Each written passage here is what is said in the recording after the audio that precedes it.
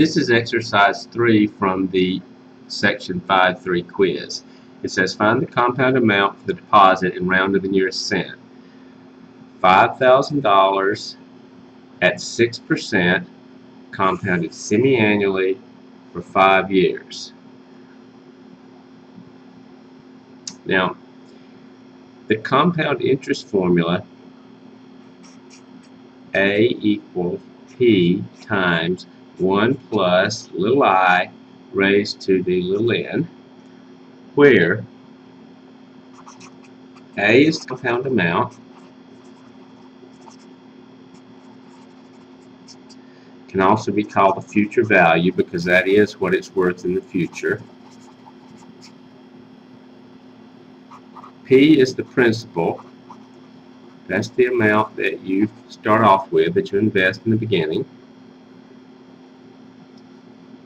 Little I is little r divided by little m. In other words, the annual interest rate divided by the number of compounding periods, and that gives you the interest rate per period, which is little I. And little n is m times t. M is the number of compounding periods per year, and t is the number of years. So little n is really the total number of times that the interest gets compounded over the course of the entire, in this case, 5-year period. And finally, t is the time given in years.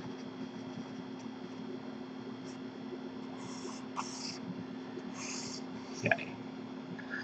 So we're going to invest $5,000. So $5,000 is the principal. The interest rate is 6%, which is 0.06. It's compounded semi-annually, which means twice a year, so m is 2. And we're doing it for 5 years, so t is 5. So in our formula now, we have the compound amount, or the future value, is 5,000 times the quantity 1 plus little I. Well, little I is r over m. So I'm just going to go over here and calculate that before I go any further.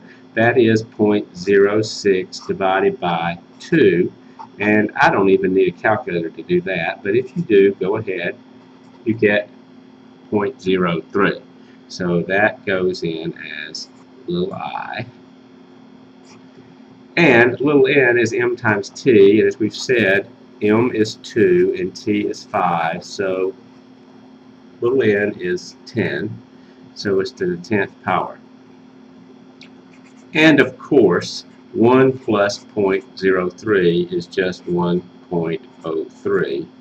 So I'm raising that to the 10th power. So I'll take my calculator and do that.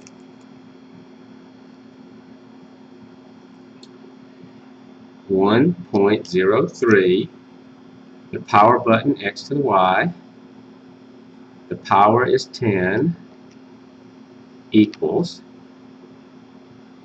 and so 1.34916,379 is the result. Now, you actually don't have to write down intermediate steps. I'm doing it mainly so that you can check your work if you find that you made a mistake, but you can just keep this number in the calculator, and really you don't have to write down these intermediate results. I'm doing it just for purposes of your checking errors that you might make when you try to solve the problem.